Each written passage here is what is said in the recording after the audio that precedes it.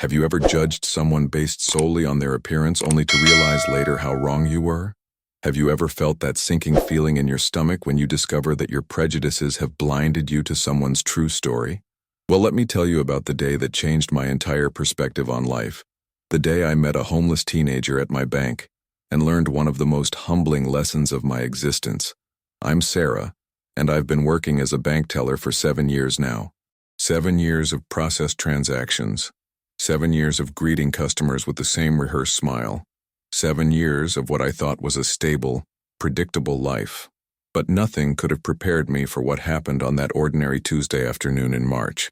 It was one of those days where everything seemed routine, almost mundane. The fluorescent lights hummed their usual tune.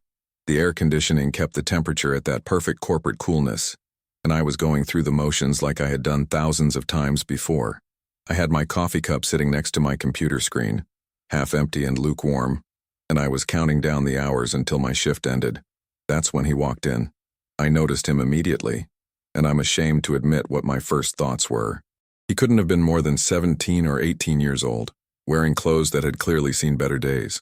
His jeans were torn, not in that fashionable way that teenagers pay extra for, but in a way that spoke of genuine wear and hardship. His hoodie was stained and hung loosely on his thin frame, and his shoes, God, his shoes were held together with what looked like duct tape. His hair was unkempt, greasy, and fell into his eyes, which darted around the bank with a mixture of nervousness and determination. He carried a worn backpack that looked like it contained everything he owned, because it probably did.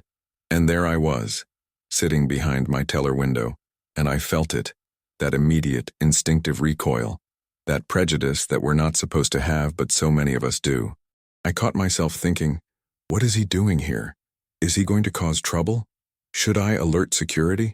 I glanced over at Marcus, our security guard, and I could see he was already watching the boy with heightened attention. The other customers in line seemed to notice him too, and I watched as a well-dressed woman subtly moved her designer purse closer to her body. An older gentleman took a small step away, creating more distance, and I realized in that moment that I was part of this collective judgment, this silent condemnation of someone we knew nothing about.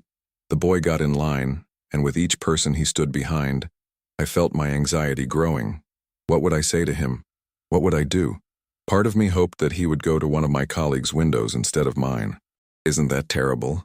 Here I was, someone who prided myself on being a good person, on being kind and compassionate, and yet I was hoping to avoid this interaction altogether.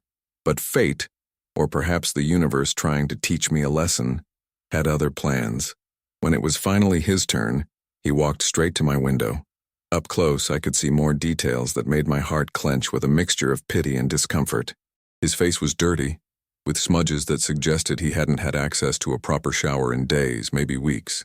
There were dark circles under his eyes, the kind that come from sleeping in unsafe places, from constant vigilance, from never truly being able to rest.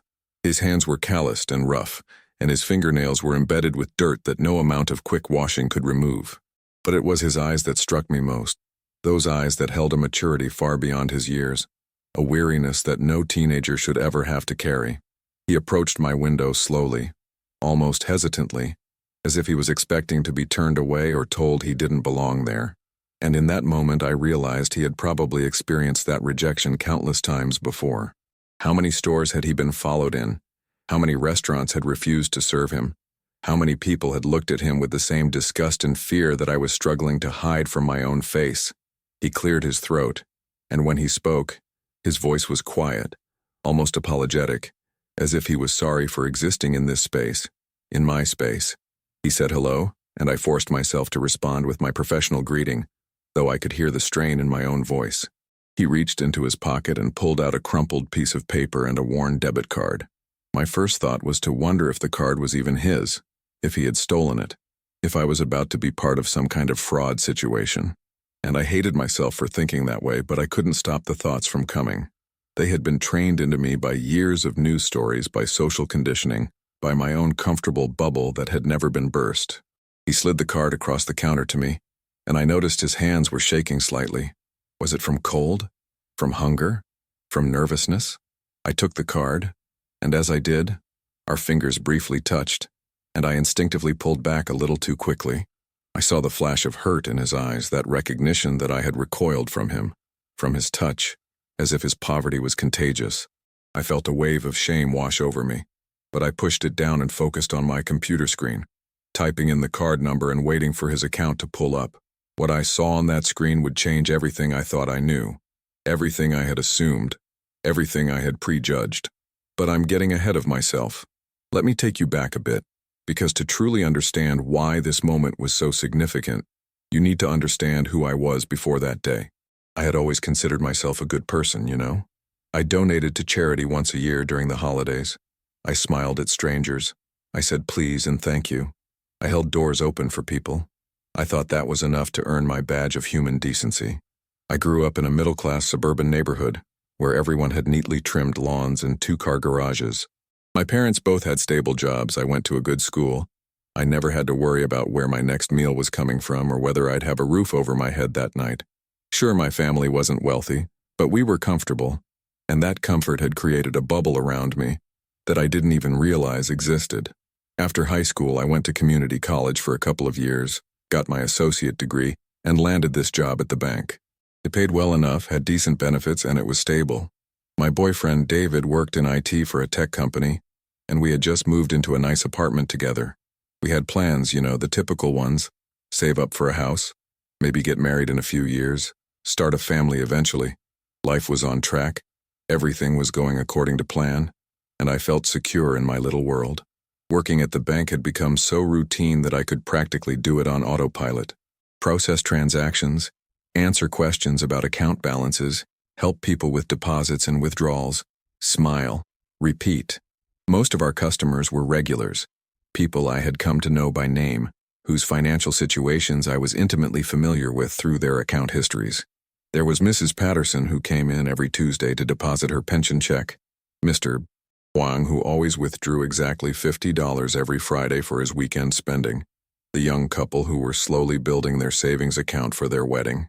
These were the people I interacted with day in and day out, people who were like me, people who fit into my understanding of how the world worked. But there was another side to the bank that I had learned to quietly dread: the difficult customers, the ones who overdrafted their accounts and became angry when faced with fees, the ones who came in demanding things we couldn't provide, the ones who made scenes. And then there were the ones who made me uncomfortable, the ones who didn't fit the mold, the ones who challenged my sense of order and normalcy. I'm ashamed to say that I had developed a kind of prejudice, not one that I would ever admit to anyone, barely one I would admit to myself, but it was there, lurking beneath my pleasant customer service smile. When someone came in looking disheveled or poor, I found myself becoming more guarded, more suspicious. I would double-check their identification more carefully, scrutinize their transactions more closely, always waiting for the other shoe to drop, for the fraud alert, for the problem. My colleagues did the same thing, though we never talked about it openly. It was just understood, this unspoken profiling that we engaged in, justifying it to ourselves as being cautious, being smart, protecting the bank and our customers. We would exchange knowing glances when certain types of people came in. We would be extra vigilant, and we congratulated ourselves on catching the occasional bad check or fraudulent transaction, as if that validated all our other unfounded suspicions. Looking back now, I can see how wrong that was, how cruel and dehumanizing.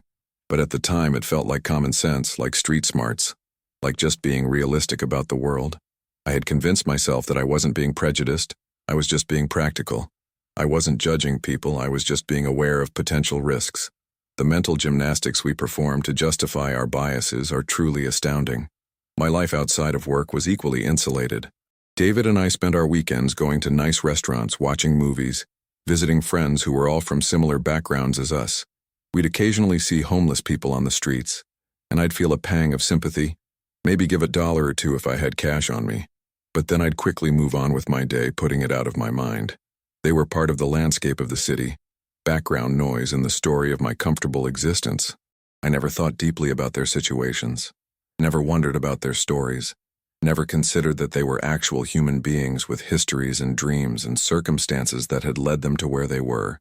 They were just the homeless, a faceless group, a social problem that I was vaguely aware of but never personally touched by.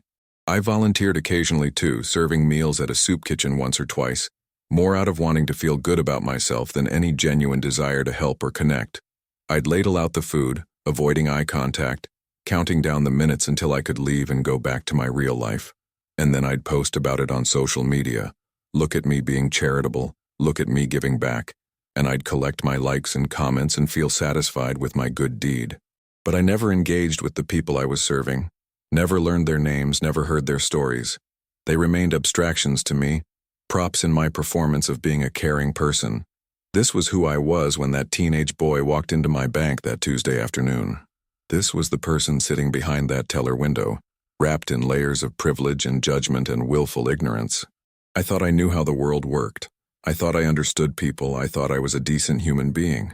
But I was about to discover just how much I didn't know, just how wrong I could be, just how much I still had to learn about empathy, compassion, and what it truly means to see another human being. The boy stood at my window, waiting patiently while I processed his card, and I could feel the eyes of other customers on him, on us. The silence felt heavy, oppressive, and I found myself typing more slowly than usual, as if I could delay whatever was about to happen. My computer screen loaded his account information, and I prepared myself for what I expected to see. Probably an account with a few dollars in it, maybe overdrawn, perhaps flagged for suspicious activity. But what appeared on my screen made me freeze, my fingers hovering above the keyboard, my eyes scanning the information twice, 3 times, because surely I was reading it wrong. The account belonged to James Crawford, and the balance was over $47,000. $47,000. I blinked, refreshed the screen, thinking there must be some kind of error, some glitch in the system. But no, there it was, clear as day. This homeless-looking teenager standing in front of me had more money in his account than I had managed to save in my entire adult life. My mind raced, trying to make sense of what I was seeing. How was this possible? Where did this money come from? Was it fraud after all? Had he hacked someone's account? But as I looked through the transaction history, everything appeared legitimate, regular deposits, careful withdrawals, all properly documented. My hands trembled slightly as I looked up from the screen to his face, really looked at him for the first time, not just seeing the dirty clothes and unkempt hair, but trying to see the person beneath. He was watching me carefully, and I realized he could tell I had seen his account balance. There was something in his expression, not pride or satisfaction, but rather a kind of tired resignation, as if he had been through this before, this moment of revelation, this shattering of assumptions. I struggled to maintain my professional composure, but I could feel my carefully constructed worldview beginning to crack. Every assumption I had made in the past 5 minutes was being challenged, every prejudice exposed. This wasn't just about being wrong about one person. This was about being forced to confront an entire system of thinking, an entire way of viewing the world that I had never questioned. My throat felt dry as I asked him how I could help him today, and my voice came out smaller than I intended, stripped of the condescending tone I hadn't even realized I had been using. He pulled out the crumpled piece of paper from his pocket and smoothed it out on the counter. It was a receipt, a proof of purchase for a laptop computer, almost $3,000. He wanted to know if the purchase had gone through, if everything was okay with his account. As I checked the transaction, confirming that yes, everything had processed correctly, I found myself bursting with questions I couldn't ask. Who was he? Where did this money come from? Why was he living on the streets if he had this much money? How did he end up in this situation? But I couldn't ask any of those questions. It wasn't professional, it wasn't appropriate. And besides, I had no right to his story just because I had access to his account information. Yet I found myself desperate to know, desperate to understand, desperate to make sense of the cognitive dissonance that was making my head spin. He thanked me quietly and turned to leave, but something in me, some instinct I didn't know I had, made me call out to him. I asked him to wait, and he turned back, that same guarded expression on his face, as if he was bracing himself for rejection or accusation. I don't know what possessed me in that moment, what made me step outside of my comfortable role, but I asked him if he was interested in opening a savings account, told him that with his balance, he could be earning interest, building his money. It was a flimsy excuse, really, a professional reason to keep him there, to maybe understand more. He looked at me for a long moment, and I could see him calculating, trying to figure out if this was genuine or some kind of trap. Have you ever been in a moment where you can feel everything hanging in the balance, where you know that what happens next could change everything? That's where I was, holding my breath, waiting for his response, not even fully understanding why it mattered so much to me. Finally, he nodded slowly and said he'd be interested in learning more. My heart rate quickened as I gestured to the small consultation area we had off to the side, away from the main teller windows. I called over to my supervisor, Linda, and told her I was going to help this customer with account options, and I saw the flicker of surprise on her face, the question in her eyes. I could tell she was wondering the same thing I had been. What is he doing here? Can he actually afford any of our services? Should we be careful? But she nodded her approval, and I led the boy to the small table with 2 chairs, suddenly very aware of the contrast between us.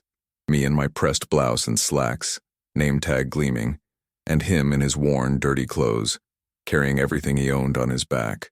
We sat down across from each other, and suddenly the formality of the teller window was gone, and we were just 2 people facing each other in this small, quiet space.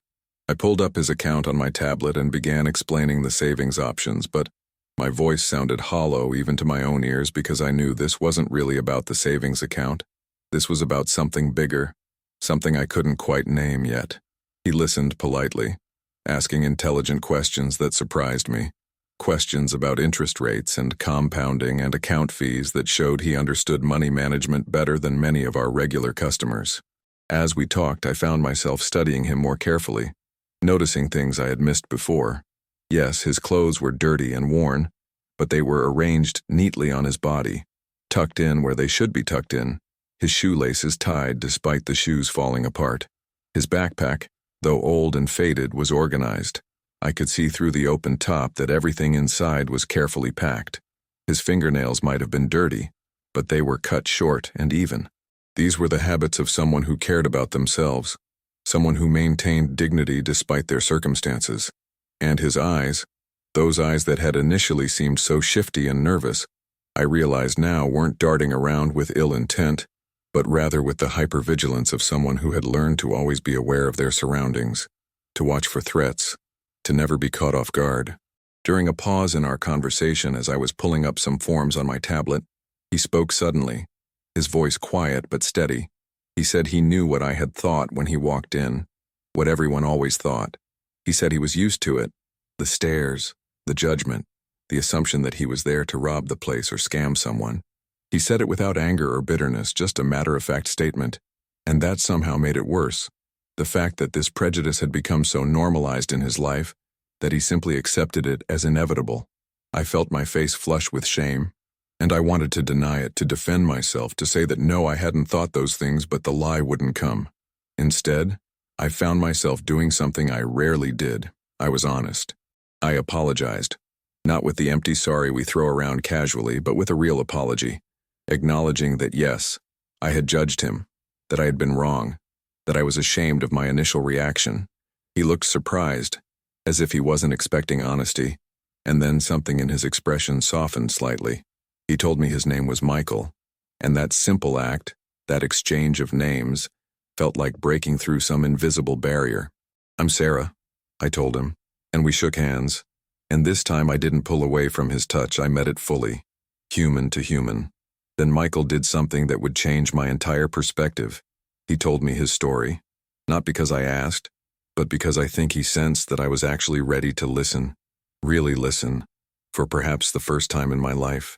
He told me that 8 months ago he had been living a completely different life, a normal teenage life with his mom and younger sister in a small apartment across town.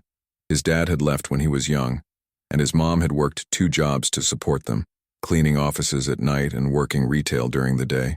Michael had been a good student, actually, carrying a 3.7 GPA at his high school, with plans to go to college, dreams of becoming a software engineer. He had taught himself to code using free resources online, spending hours at the public library working through tutorials and building small programs. He was good at it too, really good, and he had even started doing some freelance work, small projects for local businesses, building websites, fixing computer problems, earning money that he carefully saved in his bank account. Then his mom got sick, he told me, and his voice cracked slightly when he said it. Breast cancer, stage 3 by the time they caught it.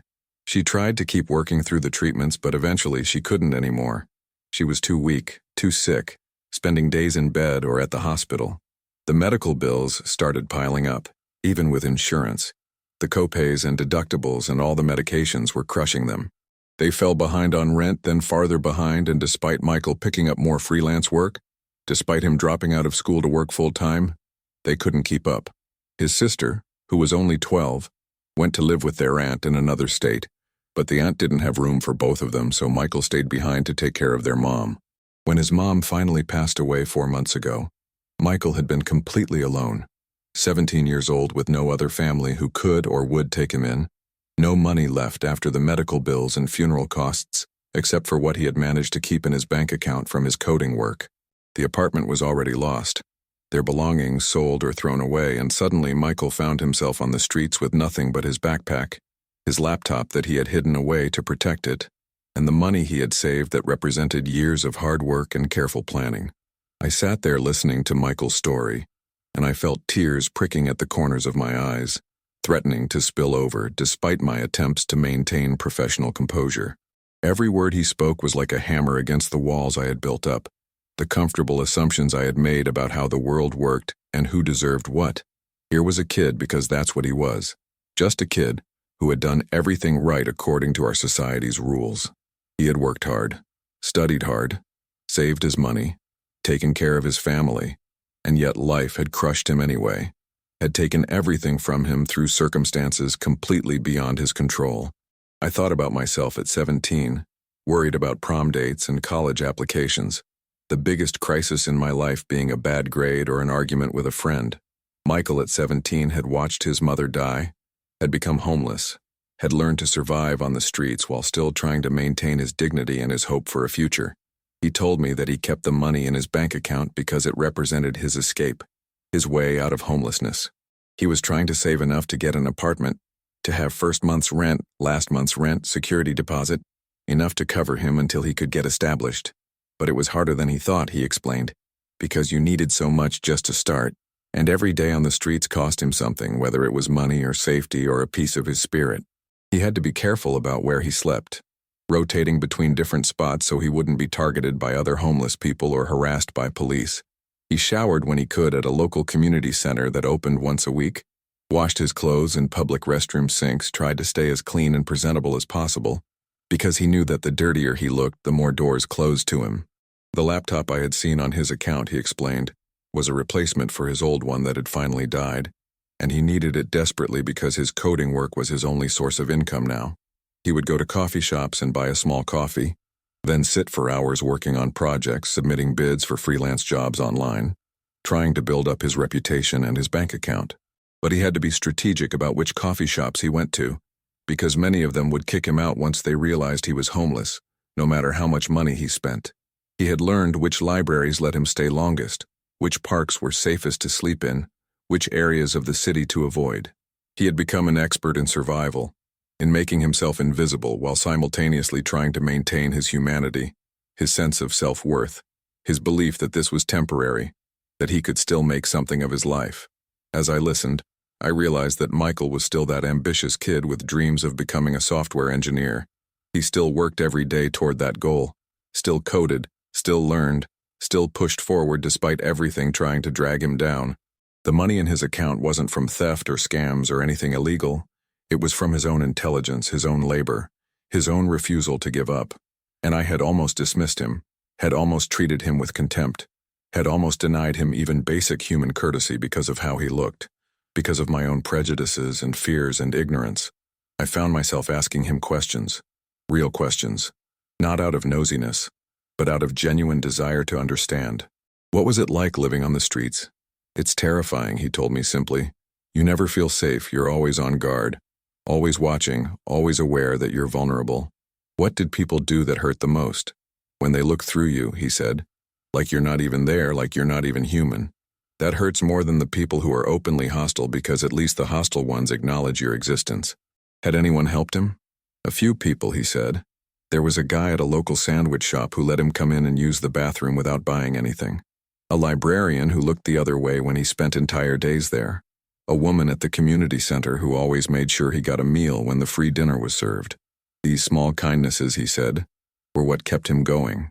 These tiny acknowledgments that he still mattered, that he was still worthy of consideration. I asked him if he had tried to get into the foster care system, and he explained that at 17, almost 18, he was too old to be appealing to foster families, and the group homes were often worse than being on the streets, filled with violence and drugs and people who had given up hope. He had decided to take his chances on his own, to keep working, keep saving, keep pushing toward the goal of getting his own place. He showed me some of his work on his new laptop, pulling it carefully from his backpack like it was made of gold, which in a way it was. It was his lifeline, his tool for creating a better future. He opened it up and showed me websites he had built, apps he was developing, code that looked like a foreign language to me but clearly demonstrated skill and creativity and intelligence. The conversation stretched on, well beyond what any normal bank consultation should take, but I didn't care, and neither did Michael. We had moved past the pretense of talking about savings accounts and were now just two humans connecting, sharing, understanding. I told him about my own life, my comfortable upbringing, my stable job, and as I spoke, I felt embarrassed by how easy everything had been for me, how little I had struggled, how much I had taken for granted. I had never had to worry about where I would sleep at night, never had to choose between buying food or saving money for housing, never had to hide my circumstances from everyone I met, out of fear of judgment and rejection. I had won the lottery of life, simply by being born into the right family and the right circumstances with the right support systems, and I had never even recognized it as luck. I had thought of it as normal, as deserved, as the natural order of things. Michael listened to me with interest, asking questions about my job, my life, and I realized he was just as curious about my world as I was about his. These two parallel universes that existed side by side but rarely touched. I found myself sharing things I rarely talked about, my own doubts and fears, my sense that I was just going through the motions of life without really living, my growing awareness that maybe I wasn't as good a person as I had always believed myself to be. Michael listened without judgment, and when I apologized again for how I had initially reacted to him, he shrugged and said something that would stick with me forever. He said, "People judge. That's what they do. What matters is whether they're willing to change their minds when they learn they're wrong, and you did that. So thank you." Such simple words, but they carried so much weight, so much grace, so much maturity from someone who should have had every right to be angry and bitter.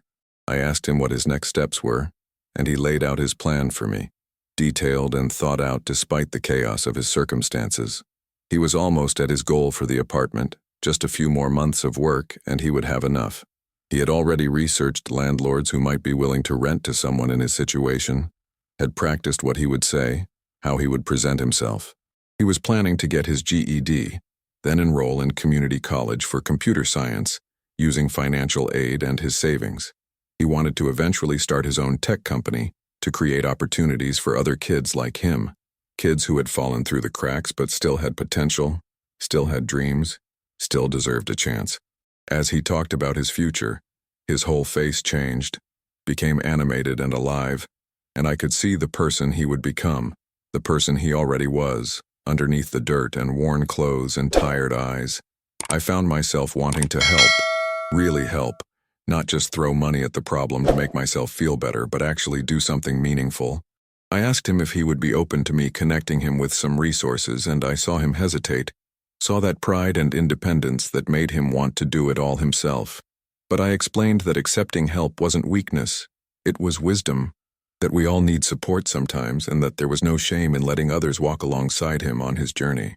He finally agreed, and I wrote down information for a local organization that helped homeless youth, a program specifically designed for kids who were aging out of the system or who, like Michael, had fallen through the cracks.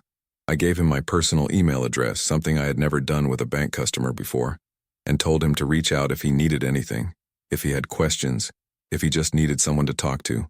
When we finally stood up to leave that small consultation area, I realized we had been talking for over an hour, and I could see Linda watching us with concern and curiosity, but I didn't care about the time or the questions I would have to answer later. Something had fundamentally shifted in me during that conversation. Something that couldn't be undone or forgotten. As Michael prepared to leave, carefully packing his laptop back into his backpack, adjusting his worn hoodie, I felt an overwhelming urge to do something more, something immediate and tangible. I asked him to wait one more moment, and I quickly walked to the break room, grabbed my lunch from the refrigerator, the sandwich and fruit and granola bar I had packed that morning, and brought it back to him. I told him I wasn't hungry anyway, which was a lie. But it was a lie that felt necessary, that felt right. He looked at the food, then at me, and I saw his eyes get shiny with moisture, and he quickly blinked it away. Maintaining that composure I was beginning to understand was armor he had built to protect himself. "Thank you," he said simply, and the weight of those 2 words carried everything he couldn't say, all the gratitude and relief and emotion of being seen, really seen, of being treated like a person who mattered. Have you ever had a moment where you realized you were standing at a crossroads, where the path you chose next would determine who you were going to be going forward? That was my moment, watching Michael walk out of the bank with my lunch in his hands and hope in his eyes. And I knew I couldn't go back to who I had been before, couldn't return to that comfortable ignorance, couldn't continue to live in that bubble of privilege without acknowledging the reality that existed just outside its walls. The rest of my shift passed in a blur.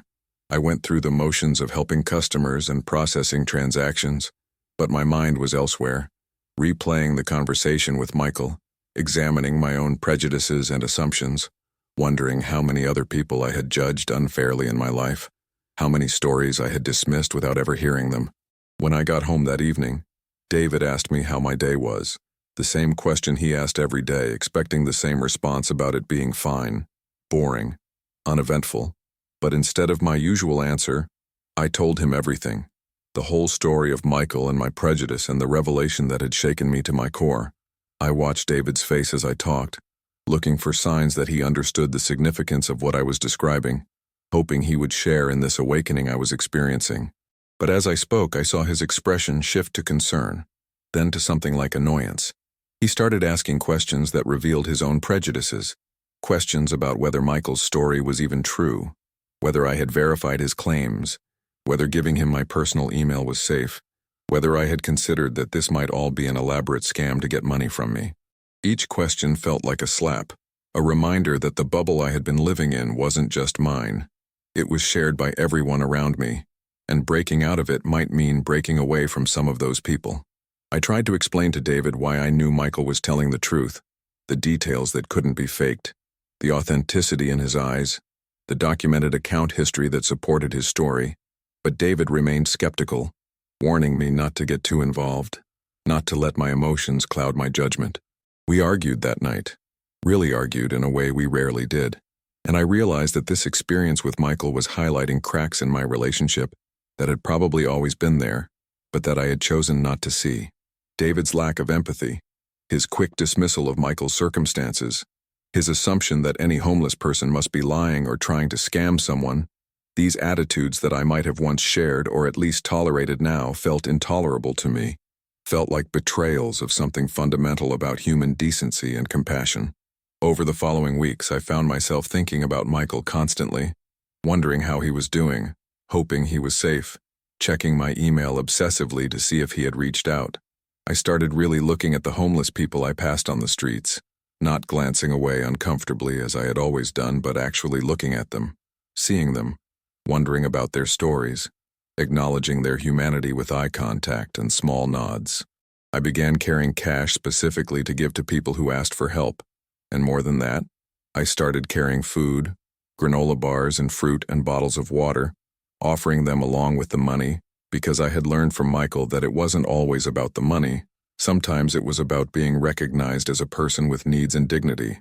I started volunteering regularly at that soup kitchen again, but this time it was different. This time I looked people in the eyes, learned their names, asked about their lives, listened to their stories. Each person I met became an individual to me, not a representative of homelessness as an abstract concept, but a human being with specific circumstances and dreams and struggles. I heard stories of job losses and medical bankruptcies, of mental illness and addiction, of escaping domestic violence and aging out of foster care, of layoffs and bad luck, and the million ways that life can go wrong when you don't have a safety net. I learned that the line between housed and homeless was often thinner than people wanted to believe, that most Americans were just 1 or 2 paychecks away from disaster, that the difference between me and them was often just luck and privilege and timing, not some fundamental difference in character or worth or effort. One evening while volunteering, I met a woman named Patricia who had been a nurse for 20 years before a car accident left her with chronic pain and an addiction to painkillers, which cost her job, which cost her her apartment, which cost her everything.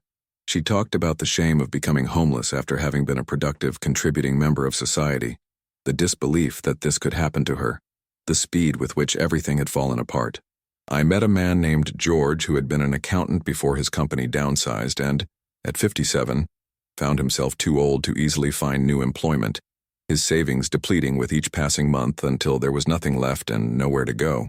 I met a young woman named Destiny who had run away from an abusive home at 16 and been surviving on the streets ever since, trying to save enough money from her part-time fast food job to get an apartment, but never quite able to get ahead of the immediate needs for food and safety and the occasional emergency. Each story added another layer to my understanding, another crack in the worldview I had held for so long, another piece of evidence that homelessness wasn't a personal failure, but often a systemic one, a failure of our support systems and safety nets and collective compassion. 3 weeks after meeting Michael, I finally got an email from him, and my heart leaped when I saw his name in my inbox. He wrote to tell me that he had reached out to the youth organization I had recommended, and that they had been incredibly helpful, connecting him with resources and support he hadn't known existed. They had helped him get into a transitional housing program specifically for homeless youth, a place where he could stay for up to 6 months while he got on his feet, with support services and case management and connections to education and employment opportunities. He was moving in next week, he wrote, and he wanted to thank me for pushing him to ask for help, for being kind to him when he had expected judgment, for seeing him as a person worthy of respect. Reading his email, I cried, actual tears streaming down my face as I sat at my computer, overwhelmed by relief and joy and a strange sense of pride in this kid I barely knew, but who had somehow become incredibly important to me. I wrote back immediately, telling him how happy I was for him, how proud I was of his perseverance and strength, asking him to keep me updated on his progress. We began exchanging emails regularly after that, and I watched from a distance as Michael's life began to transform. He got his GED, scoring in the 98th percentile on every subject, proving what I had already known, that his circumstances had nothing to do with his intelligence or capability. He enrolled in community college for computer science, receiving financial aid that covered most of his tuition. He continued doing freelance coding work, building his portfolio and his reputation, getting better projects and better pay. He moved from the transitional housing into a small studio apartment, his first real home in almost a year, and he sent me a picture of it, basically just a room with a kitchenette and a bathroom. But to him it was everything. It was safety, and privacy, and stability, and hope. I visited him once, bringing him a housewarming gift, some basic kitchen supplies and groceries, and seeing the pride and joy on his face as he showed me around his tiny apartment, I felt my heart swell with an emotion I couldn't quite name, something between maternal affection and friendship and admiration. He had done this, had pulled himself up from the absolute bottom through sheer determination and intelligence and refusal to give up, and yes, he had help along the way, but that help would have been meaningless without his own drive and effort. We sat in his apartment that day, drinking coffee he had proudly made in his new coffee maker, and he told me that the experience of being homeless had changed him in ways he was still figuring out. He said he could never look at another homeless person the same way again, could never walk past someone in need without feeling that visceral understanding of what they were going through, the fear and exhaustion and desperate hope that maybe today would be the day something changed. He said he wanted to use his experiences to help others, that once he got established in his career, he wanted to create programs and opportunities for homeless youth, wanted to be proof that recovery was possible, that circumstances didn't have to define your entire life. I shared with him how meeting him had changed me too, how it had forced me to confront my own prejudices and privilege, how it had made me reevaluate everything I thought I knew about homelessness and poverty and human worth. I told him about the volunteering I had started doing, the new awareness I carried with me every day, the way I could no longer see homeless people as a faceless group, but saw each one as an individual with a story, with dignity, with potential, We talked about systemic issues, about the failures of our social safety nets, about the need for more affordable housing and mental health services, and addiction treatment and support for people aging out of foster care. We talked about how people like to believe that homelessness is the result of personal failures, bad choices, moral weaknesses, because believing that makes them feel safe, makes them feel like it could never happen to them, makes them feel justified in their lack of action or concern. But the reality, we both knew now, was far more complex, was about systemic inequalities and bad luck and circumstances beyond individual control, was about a society that had decided some people were disposable, some people weren't worth investing in, some people could be left behind without consequence. Michael told me something that day that I've never forgotten. He said that the worst part about being homeless wasn't the physical hardships, as terrible as those were, but the psychological impact of being constantly treated as less than human, of having people look through you or away from you, of being blamed for your own victimization, of internalizing the message that you somehow deserved this, that you were worth less than other people. He said that my simple act of seeing him, of treating him with basic human respect, of listening to his story without judgment, had been a turning point for him, had reminded him that he was still a person, still deserving of dignity, still capable of achieving his dreams.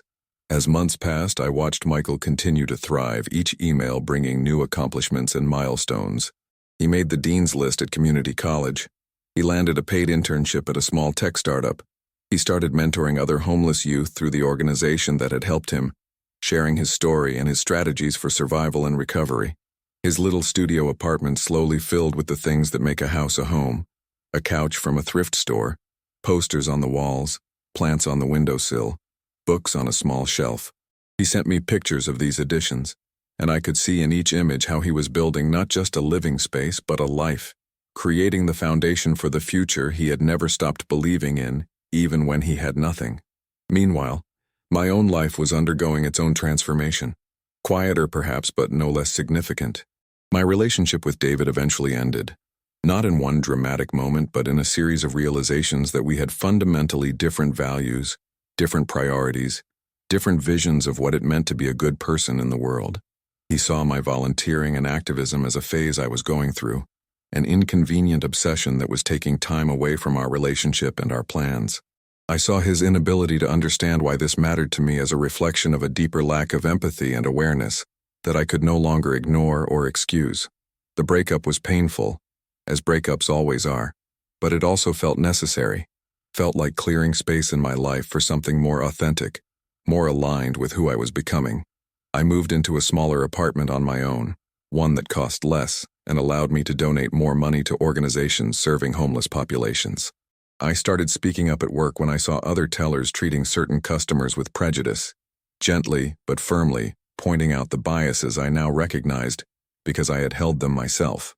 Some of my colleagues were receptive, open to examining their own assumptions. Others were defensive or dismissive, but I kept speaking up anyway, kept trying to create small ripples of change in whatever spaces I occupied.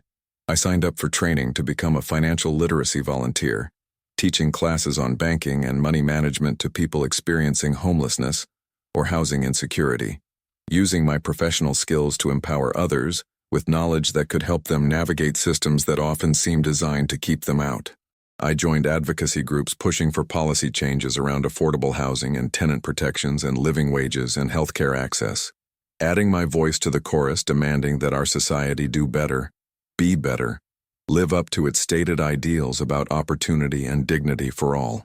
I started writing letters to the editor and op-eds for local publications, sharing Michael's story with his permission, trying to humanize homelessness for readers who might be stuck in the same prejudices I had once held.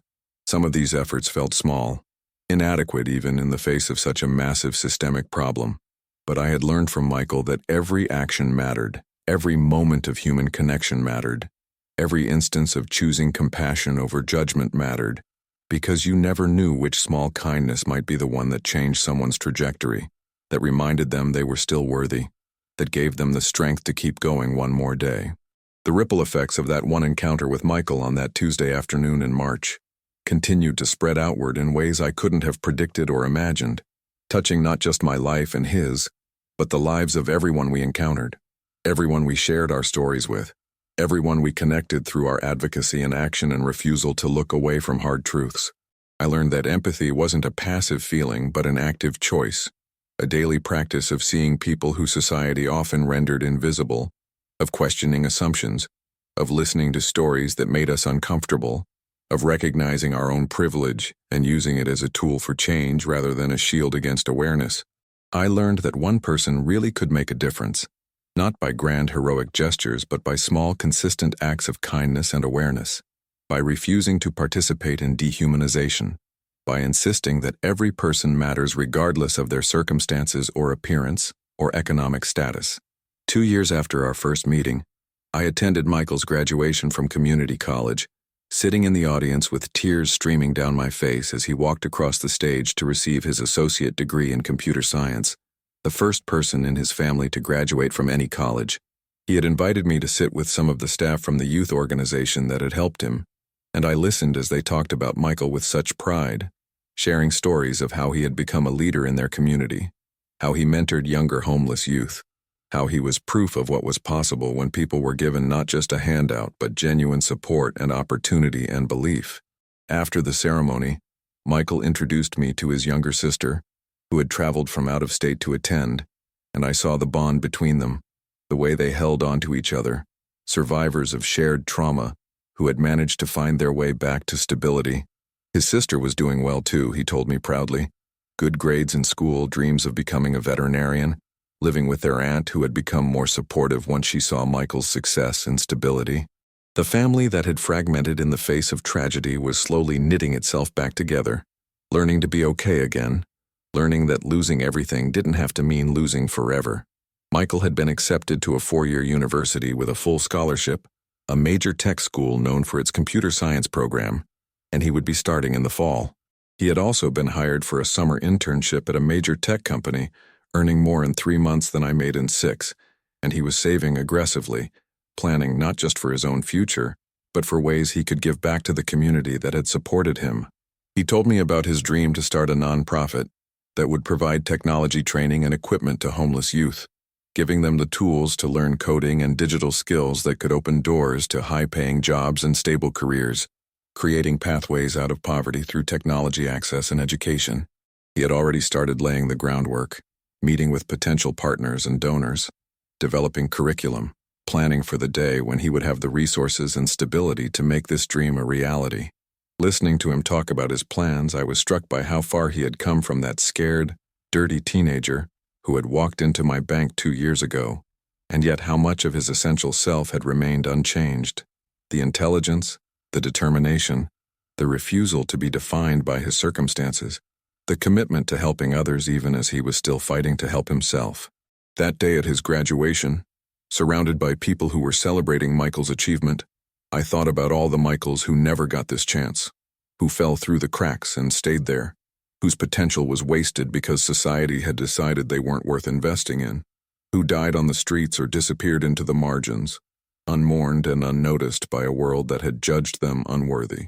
I thought about how close Michael had come to being one of those statistics, how easily his story could have gone a different way, how many small moments of luck and grace and human kindness had conspired to keep him alive and moving forward.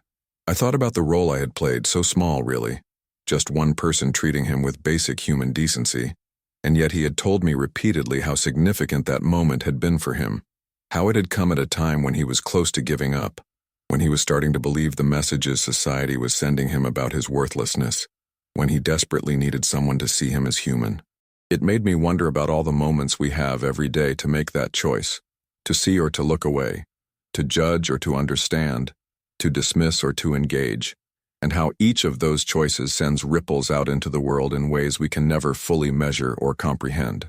After the graduation ceremony, a group of us went out to celebrate at a restaurant, and I watched as Michael navigated this space with confidence, ordering his food, making conversation, laughing at jokes, being a normal young man celebrating a major milestone. Gone was the hypervigilance, the apologetic posture, the expectation of rejection, replaced by someone who belonged, who had earned his place at this table, in this room, in this life. And yet I knew that the experience of homelessness would always be part of him, would always inform his worldview and his choices. would always be the lens through which he saw injustice and inequality, would always drive his commitment to helping others who were stuck in the situation he had escaped. The trauma of that year on the streets wouldn't just disappear, he had told me. It would be something he carried forever. Flashbacks and anxiety and hyper-awareness that made certain situations difficult, the psychological scars that remained even after the physical circumstances had changed. But he was working on it, he said. Had started seeing a therapist, was learning to process the trauma in healthy ways, was giving himself permission to heal even as he pushed forward, was understanding that recovery wasn't linear, that some days would be harder than others, that it was okay to not be okay sometimes as long as you kept moving forward overall. As evening fell and our celebration wound down, Michael walked me to my car, and we stood there in the parking lot for a moment, and I felt the weight of everything that had happened between us. This unlikely friendship that had formed from that one encounter, this mutual transformation that we had undergone, him from homeless teenager to college graduate, and me from prejudiced bank teller to someone who finally understood what it meant to actually see other human beings. Michael hugged me, really hugged me, and thanked me again for that day in the bank, for not treating him like everyone else had, for giving him a chance when he had expected rejection, for being part of his support system during the hardest time of his life. I hugged him back and told him that he had it backwards, that he was the one who had given me a gift, the gift of awareness, of empathy, of understanding my own privilege and prejudice, of learning what it really meant to be compassionate, of being forced to confront uncomfortable truths about myself and society that I had been ignoring my whole life. We both knew that these were things I probably should have learned long before, that it shouldn't have taken meeting one remarkable homeless teenager to make me see what had always been there. But sometimes that's how transformation happens, through specific encounters that break through our defenses and force us to really look, really see, really understand. I told Michael that I was proud of him, so incredibly proud, not just for what he had achieved academically or professionally, but for maintaining his humanity through circumstances that would have broken many people, for refusing to become bitter or cynical, for choosing to help others even as he struggled himself, for being proof that people's circumstances don't define their worth or potential. He told me that he was grateful, not just to me but to everyone who had helped along the way, the sandwich shop owner and the librarian and the community center worker and the youth organization staff and all the volunteers and advocates who had refused to give up on homeless youth, who had created the systems and supports that made his recovery possible. He said that's why he was so committed to giving back, because he understood viscerally that individual effort mattered but systemic support mattered more, that he could work as hard as humanly possible, but without those support systems, without people and organizations willing to help, he might still be on the streets, might have become one of the tragic statistics instead of a success story. He wanted to be part of building and strengthening those systems for others, wanted to advocate for policies and programs that gave people second chances and third chances and as many chances as they needed, wanted to live his life in a way that honored everyone who had helped him by paying it forward, by being the person for someone else that others had been for him. As I drove home that night, I thought about the question I had asked at the beginning of this journey. Have you ever judged someone based solely on their appearance only to realize later how wrong you were? And I realized that question didn't go far enough, because the real question was, are you willing to change when confronted with evidence that challenges your prejudices? Are you willing to sit in the discomfort of recognizing your own biases and privilege? Are you willing to do the hard work of transformation? Are you willing to take action rather than just feeling momentarily guilty? Because feeling bad about your prejudice changes nothing if you don't actually change your behavior, if you don't actively work to dismantle the biases you've internalized, if you don't use whatever privilege you have to create opportunities and justice for others, if you don't recognize that individual transformation has to lead to systemic advocacy, or else it's just performative guilt, that changes nothing about the underlying problems. I thought about how easy it would have been for me to have that encounter with Michael, feel momentarily moved, and then go back to my comfortable life, maybe telling the story at dinner parties as evidence of my open-mindedness, but not actually changing anything fundamental about how I moved through the world or what I did with my privilege and awareness.